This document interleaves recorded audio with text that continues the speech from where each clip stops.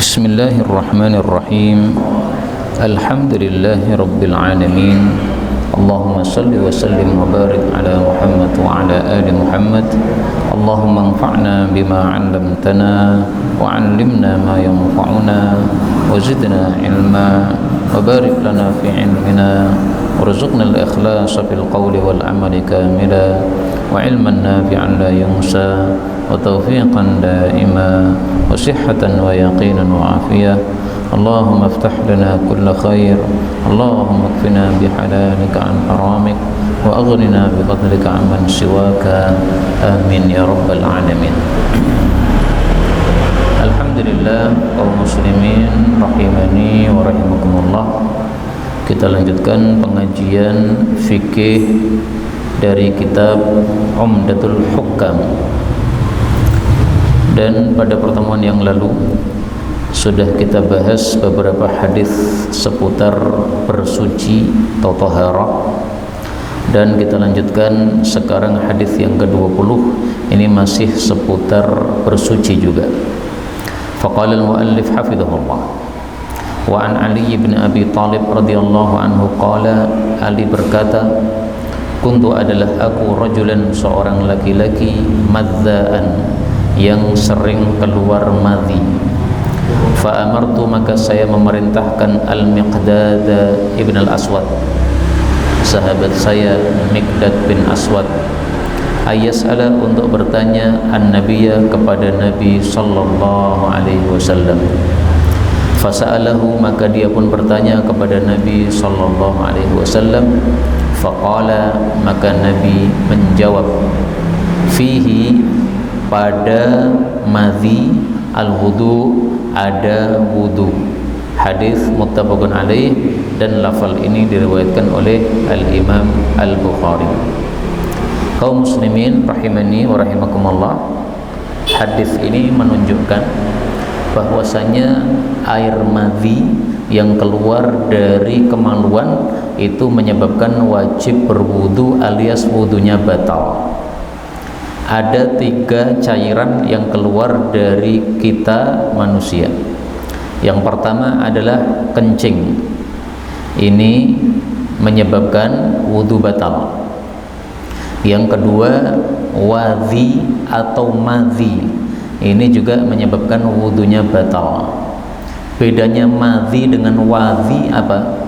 Kalau madhi itu keluarnya di awal syahwat, kalau wadi itu keluarnya di akhir kencing, tapi sifatnya hampir sama, yaitu berwarna putih cair. Maka wadhi dengan madhi, madhi dengan wadi, ini namanya hampir sama karena sifatnya juga hampir sama. Yang ketiga adalah mani. Nah, kalau mani ini menyebabkan wajib untuk mandi janabah. Maka dari 3 cairan atau 4 cairan ini yang wajib mandi cuma 1, yang lain-lainnya ini wajib untuk wudu saja.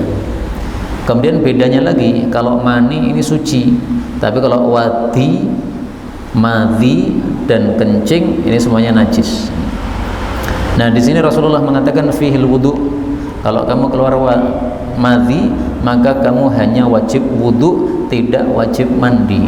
Karena waktu itu Ali bin Abi Thalib nggak paham, dikiranya madhi sama dengan mani, sehingga setiap dia keluar madhi dia mandi, keluar madhi lagi mandi lagi, sampai dia kedinginan. Karena Arab Saudi kalau pas dingin dahsyat. Nah, sehingga dia kedinginan.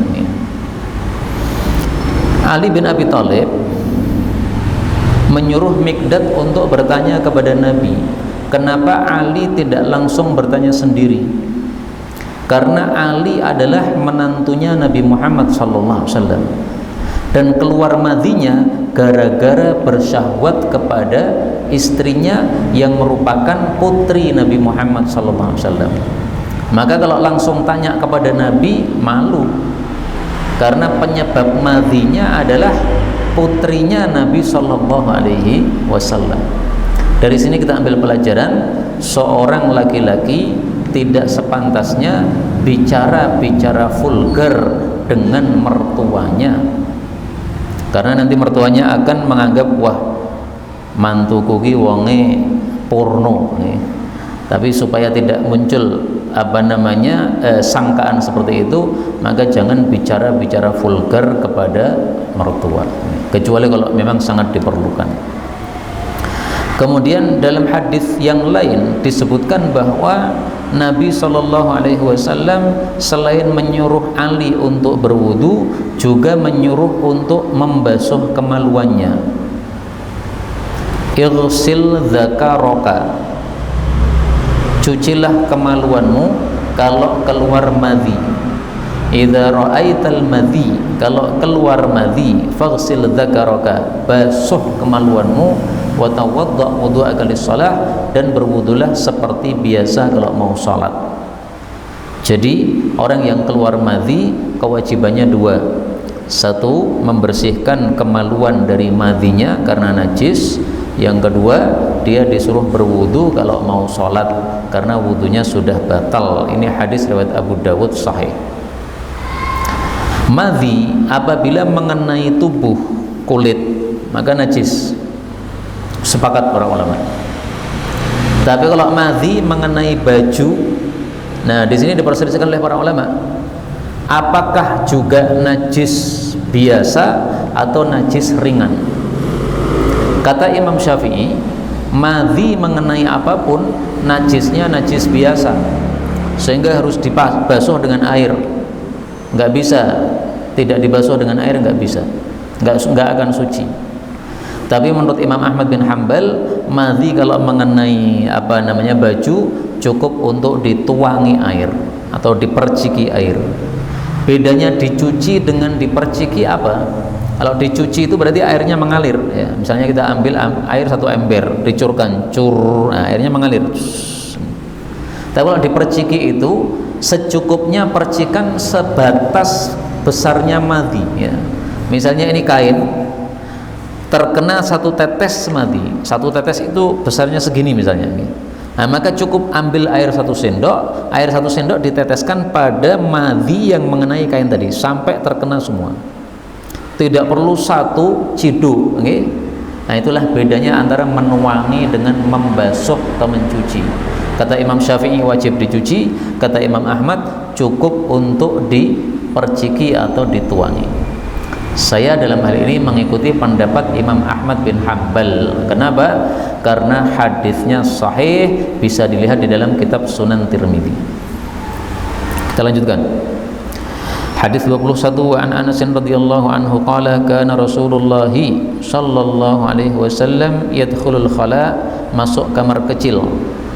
Fa ahmilu, maka saya membawa ana saya wa gulamun, dan anak kecil, nahwi seusia saya, idawatan seember min ma'in dari air, wa anazatan dan tongkat, fayastanji, maka beliau istinja bil ma'i dengan air. Hadis muttafaqun alaih. Hadis ini menunjukkan bahwa setelah kita buang hajat, lebih utamanya istinja dengan air daripada selain air. Sepakat para ulama boleh istinja dengan batu dan sejenisnya. Jadi habis pipis misalnya, kita tidak pakai air karena kedinginan, karena sedang demam, nggak apa-apa, nggak pakai air. Tapi pada kemaluan, pada bagian lubangnya itu kan ada najisnya itu. Nah, maka itu dibersihkan dengan batu, tutulkan batu padanya, batunya dibuang. Wah susah batu, golek angel, ya udah tisu, tisu diambil 1, tutulkan, buang, ambil lagi 1, tutulkan, buang, ambil lagi 1, tutulkan, buang, 3 kali supaya bersih. Sepakat para ulama boleh tanpa air, tapi lebih utama dengan air karena di sini Rasulullah menggunakan air. Kemudian hadis ini menunjukkan disunahkannya berkhidmat kepada para ulama. Ini Anas bin Malik masih kecil, usia sekitar 10 tahun, bersama anak seusia dia 10 tahunan, menyiapkan air untuk Nabi ketika beliau buang hajat. Zaman dulu buang hajat belum ada kerannya begini, Pak. Jadi airnya diambil dari sumur, kemudian dimasukkan ember, dibawa ke kamar mandi yang tidak ada airnya belas. Nah, maka ini yang melakukan tidak langsung Nabi, tapi Anas dan anak kecil teman dia. Maka sebagai seorang anak kecil atau pemuda itu hendaklah berkhidmat kepada orang-orang tua, orang-orang sepuh, orang-orang yang perlu dimuliakan. Di sini disebutkan anazah, dibawa tongkat. Apa fungsinya tongkat? Fungsinya tongkat yang pertama untuk mengangkat ember tadi. Ini ember, tongkatnya dibawa oleh dua orang, pegang depan sama pegang belakang. Embernya digantung di tengah. Nih. Seperti biasanya itu. Nih. Nah, itu fungsi yang pertama, tongkat. Fungsi yang kedua, tongkatnya ini untuk bersembunyinya Nabi supaya tidak terlihat orang. Karena dulu kalau mau kencing itu cukup cari tempat yang longgar kayak padang pasir. Nah, kemudian tancapkan tongkat di situ, kemudian kain ditaruh di atas tongkat, kemudian Anda bersembunyi di balik tongkat, pipis di situ. Belum ada kamar mandi waktu itu. Fungsi yang ketiga, tongkat ini biasanya kalau Nabi sudah selesai buang hajat, beliau kemudian berwudu. Nah, setelah beliau berwudu, biasanya beliau sholat.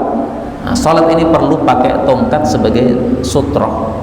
Jadi ditancapkan tongkat di depannya untuk kita sholat menghadap tongkat tadi.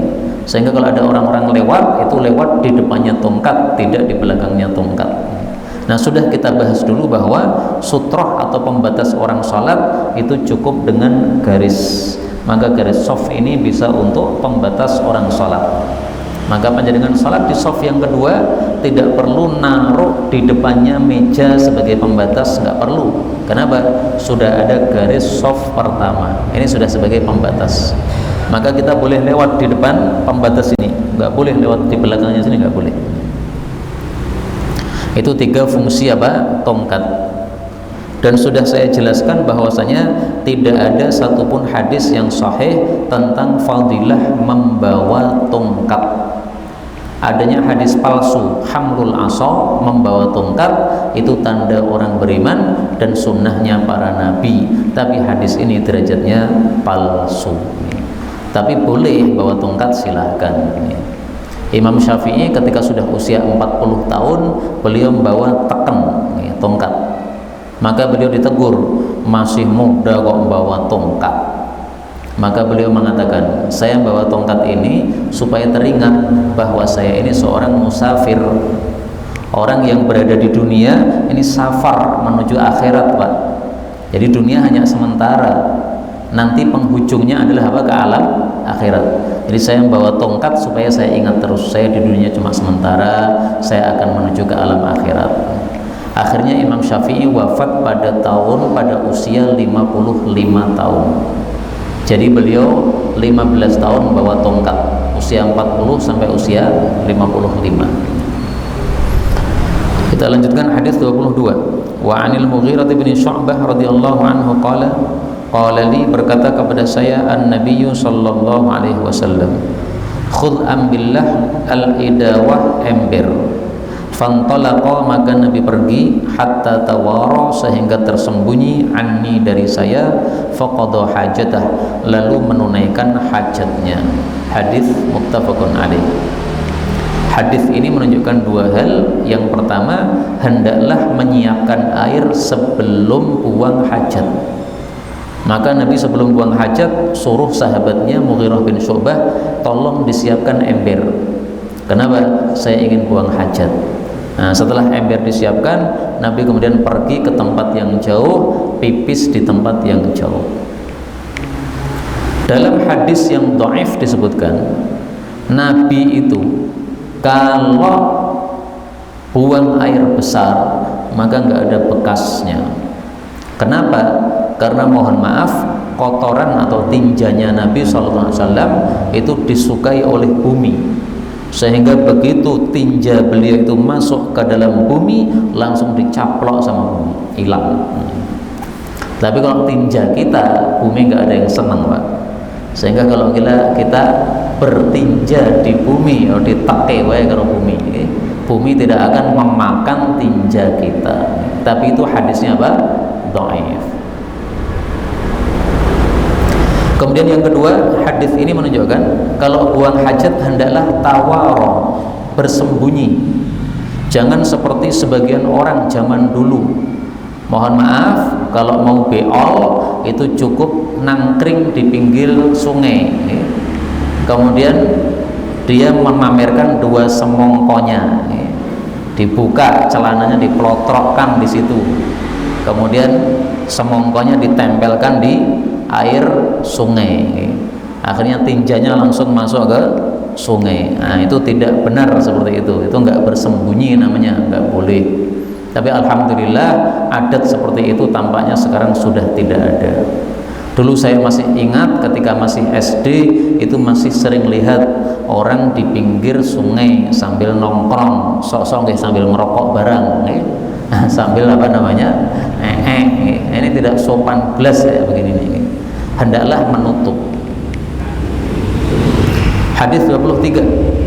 Wa an Abi Qatadah radhiyallahu anhu qala Rasulullah sallallahu alaihi wasallam, la yumsikanna, betul-betul janganlah memegang ahadukum, salah satu kalian, zakarahu, zakarnya, biyaminihi, dengan tangan kanan, wa huwa yabul, pada saat kencing, wala yatamassah, dan jangan istinja, minal khala'i,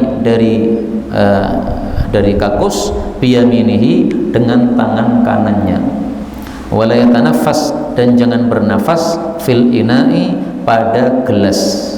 Hadis diriwayatkan oleh muttafaqun alaih, dan lafal ini diriwayatkan oleh Imam Muslim. Hadis ini membahas 3 adab.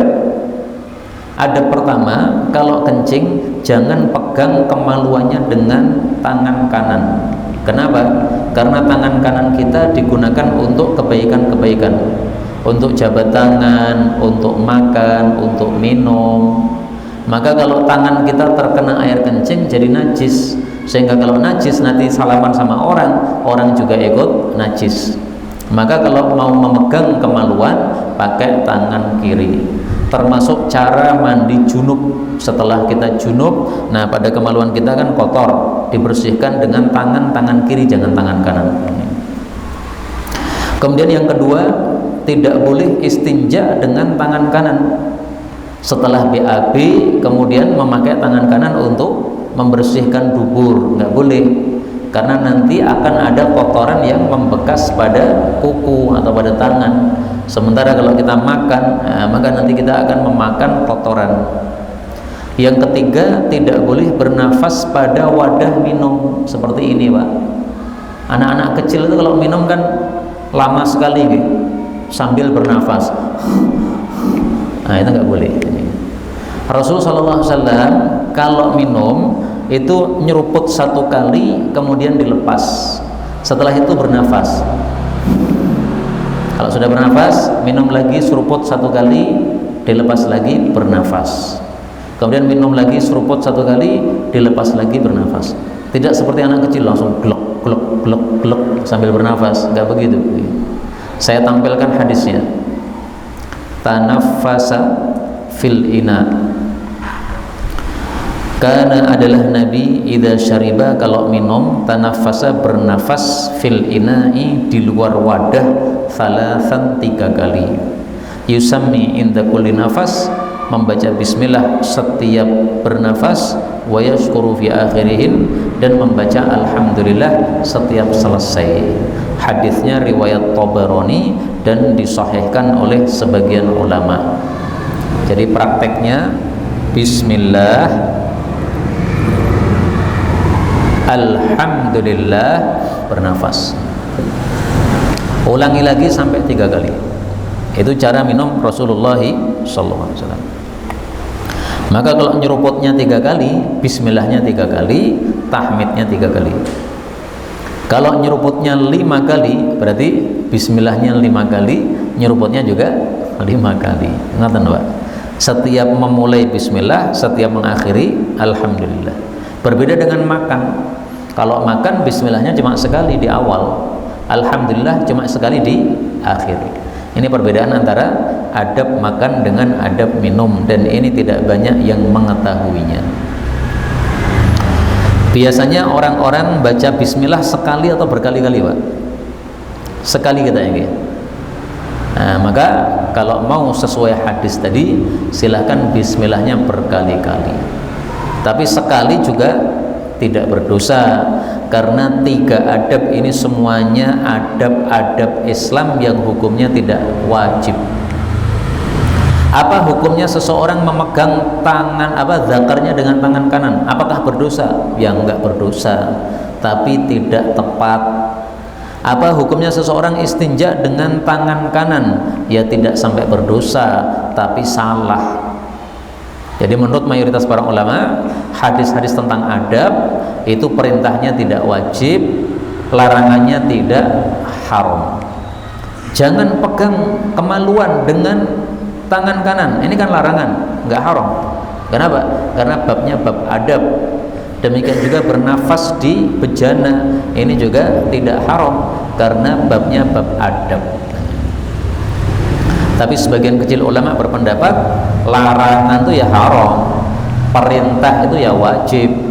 Nah, kalau mengikuti pendapat yang kedua ini, maka kalau kita makan dengan tangan kiri berdosa, minum dengan tangan kiri berdosa, istinja dengan tangan kanan berdosa, memegang zakar dengan tangan kanan berdosa, minum sambil bernafas-nafas di wadah berdosa. Itu kalau pakai pendapat minoritas ulama. Hadis 24. Wa an Abi Hurairah radhiyallahu anhu qala qala Rasulullah sallallahu alaihi wasallam, idza apabila jalasa suami duduk baina di antara syu'abiha cabang-cabangnya istri al-arba' yang 4, thumma kemudian jahadaha dia sungguh-sungguh kepada istrinya tadi, yaitu memasukkan kemaluan, faqad wajaba maka sungguh telah wajib al-ghuslu mandi junub. Hadis muttafaqun alaih. Imam Muslim menambahkan wa in meskipun lam yungzil, tidak keluar air mani. Ini hadis bicara tentang hubungan suami istri. Namanya hubungan suami istri, kalau sudah sampai masuk maka wajib mandi meskipun tidak keluar mani. Dulu di awal Islam, orang hubungan kalau tidak keluar mani maka tidak mandi dulu. Tapi kemudian Nabi meralat dengan hadis ini atau mengubah hukum dengan hadis ini. Hukum yang dulu sudah saya hapus. Sekarang setiap hubungan suami istri, mau keluar mau tidak, tetap wajib untuk mandi. Jadi dulu Nabi pernah membolehkan tidak mandi karena tidak keluar mani. Dulu Nabi mengatakan innamal ma' minal ma', tiada lain wajib mandi itu gara-gara keluar mani. Berarti kalau tidak keluar mani tidak wajib mandi. Tapi dulu Pak, sekarang sudah berubah hukumnya.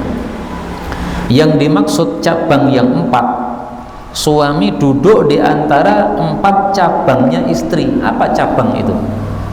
Ada yang mengatakan cabang itu adalah kedua tangan dan kedua kaki. Maka ketika suami sudah berada pada posisi tersebut dari istrinya, yaitu hubungan intim, maka sudah wajib untuk untuk mandi. Ada juga yang mengatakan cabang 4 itu adalah sisi 4 dari kemaluan. Kemaluan ada sisi kanan, ada sisi kiri, ada sisi atas, ada sisi bawah. Maka maksudnya adalah dia sudah hubungan sampai masuk. Dan itu disabdakan oleh Nabi dalam hadis yang lain.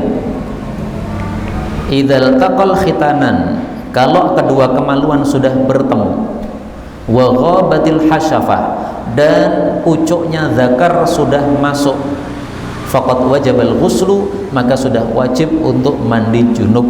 Ini hadis riwayat Tabarani, derajatnya sahih. Maka inti hukumnya apa? Kapan wajib mandi? Ketika pucuk kemaluan sudah masuk.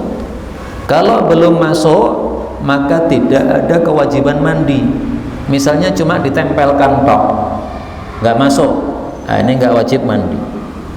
Tapi kalau sudah masuk, baru wajib mandi. Meskipun masuknya cuma sedikit, tapi pokoknya kepala zakar sudah masuk, sudah lenyap, berarti wajib mandi. Hadis 25, wa an Ummi Salamata, dari Ummi Salamah istri Nabi, anna Ummu Sulaim, bahwasanya Ummu Sulaim, wa hiya imra'atu Abi Talhah, istrinya Abu Talhah, qalat, berkata, ya Rasulullah, hai Rasulullah, innallaha, sesungguhnya Allah, la yastahyi, tidak malu, minal haqqi, dari kebenaran. Fahal, maka apakah, alal mar'ati, wajib wanita, al-ghuslu, mandi, idhah talamat, kalau mimpi basah. Qala, beliau mengatakan, na'am, iya dong, idza ra'atil ma, kalau dia melihat air alias melihat mani keluar.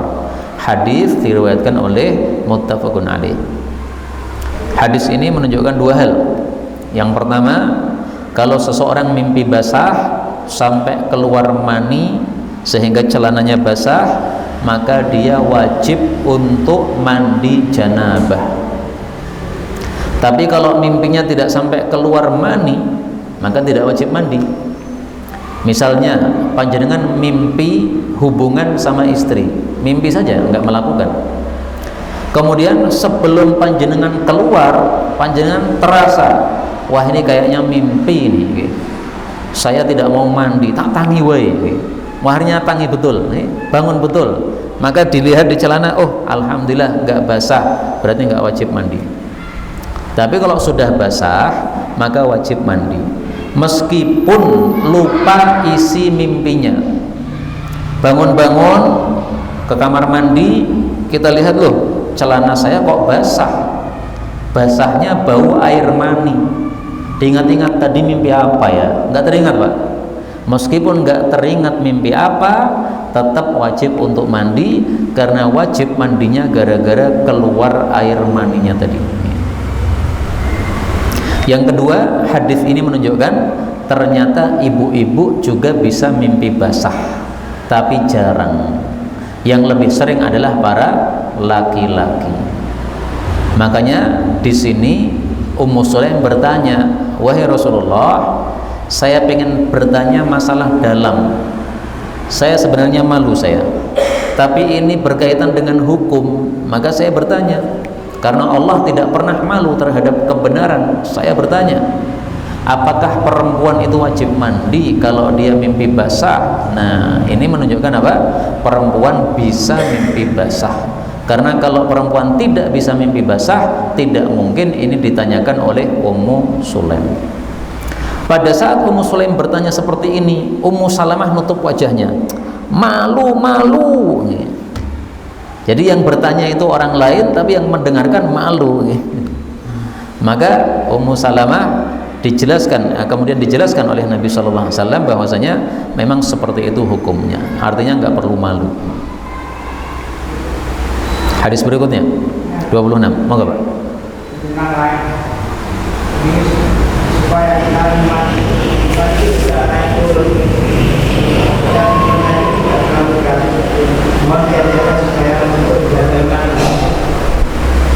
Ini pertanyaan tentang akidah. Beliau bertanya tentang iman. Iman naik turun. Bagaimana caranya supaya kita bisa menjaga iman? Dalam Al-Quran Allah Subhanahu wa Ta'ala mengatakan,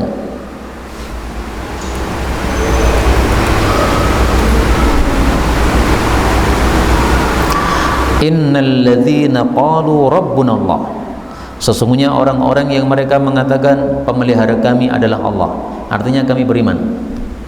Setelah iman, tsumma istaqamu, kemudian mereka istiqamah. Istiqamah artinya lurus di dalam kebaikan, tidak menggak-menggok ke sana kemari, tapi lurus dalam kebaikan. Fala khaufun alaihim wa lahum yahzanun, maka besok di akhirat tidak akan takut dan tidak akan susah. Ulaika ashabul jannah, mereka itu dijamin masuk ke dalam jannah, khalidina fiha, kekal padanya, jazaa'an bima kanu ya'malun, sebagai balasan untuk amal mereka. Maka pertanyaan beliau tadi, gimana caranya supaya istiqamah? Jawabannya, ingat ayat ini. Kalau pengen masuk surga kekal dijamin, maka hendaklah kita apa?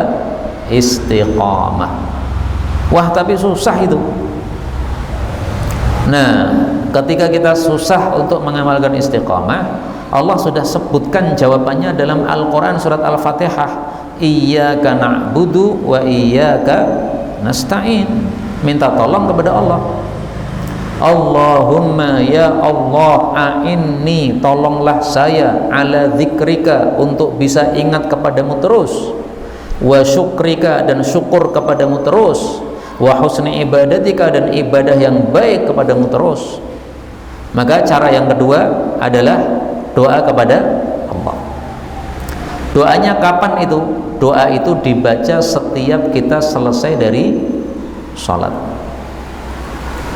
Rasulullah berkata, "Atuhibbun, kamu senang enggak antajtahidu fid du'a, untuk bersungguh-sungguh dalam berdoa?" Kalau pengen bersungguh-sungguh dalam berdoa, ucapkanlah, Allahumma a'inna ala syukrika wa dzikrika wa husni ibadatik. Ya Allah, tolonglah kami untuk bisa bersyukur, bisa zikir, bisa ibadah yang baik. Hadis riwayat Hakim. Hadis yang lain mengatakan, ya Mu'ad, wahai Mu'ad, demi Allah saya sungguh cinta kepada kamu wahai Mu'ad, maka saya wasiatkan kepada kamu wahai Mu'ad, betul-betul jangan meninggalkan setelah selesai salat untuk mengucapkan Allahumma a'inni ala dzikrika wa syukrika wa husni ibadatik. Hadis riwayat Abu Dawud. Coba kita baca, Allahumma a'inni ala dzikrika wa syukrika wa husni ibadatika. Kalau yang tadi Allahumma a'inna ala syukrika wa dzikrika wa husni ibadatika.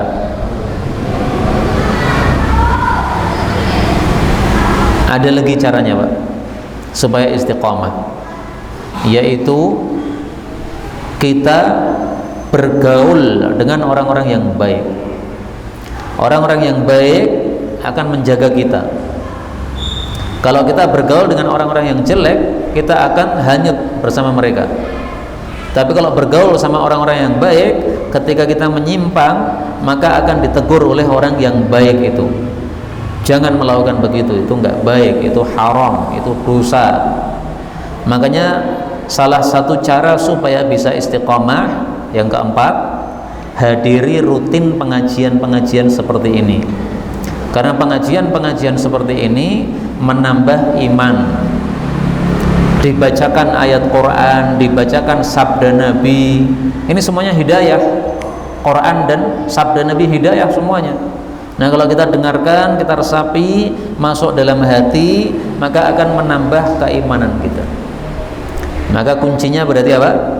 Ingat-ingat fadilahnya istiqamah, kemudian hendaklah minta tolong kepada Allah Subhanahu wa taala, bergaul dengan orang-orang yang baik, kemudian apa? Menghadiri pengajian-pengajian Quran dan hadis. Cukup lagi.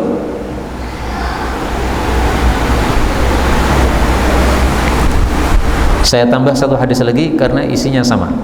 Hadis 26. Wa an Anas bin Malik radhiyallahu anhu qala qala Rasulullah sallallahu alaihi wasallam, fil mar'ati, tentang wanita, tara, yang melihat, fi manamiha, pada tidurnya, ma yarar rajul, seperti yang dilihat oleh laki-laki. Maksudnya dia mimpi basah. Qala, beliau bersabda, taghtasil, dia wajib mandi sebagaimana laki-laki wajib mandi. Hadis muttafaqun alaih. Imam Muslim menambahkan, faqalat Ummu Sulaim bertanya, wa hal yakunu hadza, apakah terjadi itu? Maksudnya apakah bisa cewek kok mimpi basah? Maka Nabi bersabda, na'am, oh iya bisa. Famin aina, dari mana, yakunu syabah, muncul kemiripan? Maksudnya anakmu mirip kamu, itu munculnya dari mana kalau bukan dari air manimu? Jadi anak itu kadang mirip bapak, kadang mirip ibu. Kenapa? Kalau mirip bapak, karena air maninya bapak itu yang dominan. Kalau mirip ibu karena air maninya ibu itu yang dominan. Karena itu silahkan panjenengan lihatnya anak-anak panjenengan masing-masing, Pak. Kalau ternyata anak panjenengan itu mirip ibu maka panjenengan bilang airmu dominan.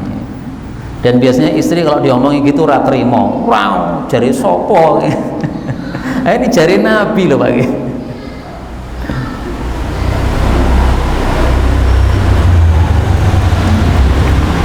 Saya tampilkan dalil yang menunjukkan itu, ya.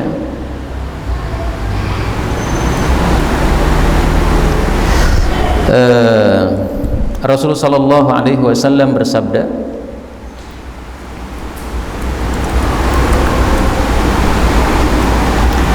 ini sebagai penutup karena waktunya sudah mepet. Rasulullah Shallallahu Alaihi Wasallam bersabda,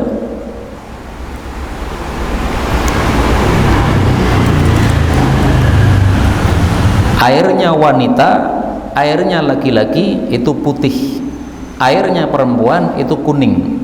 Apabila airnya kumpul, fa ayyuhuma sabaqa, maka manapun air yang lebih dominan, asbahahul walad, maka anak itu akan serupa dengan dia. Tapi ada juga anak yang ora serupa pae nggih, ora serupa mboke, separuh-separuh. Nah, berarti airnya tidak ada yang dominan, berarti sama-sama. Wallahu a'lam bissawab. Inilah yang dapat disampaikan, betul dari Allah. Kalaupun ada salahnya fa astaghfirullahal azim li wa lakum walhamdulillahi rabbil alamin.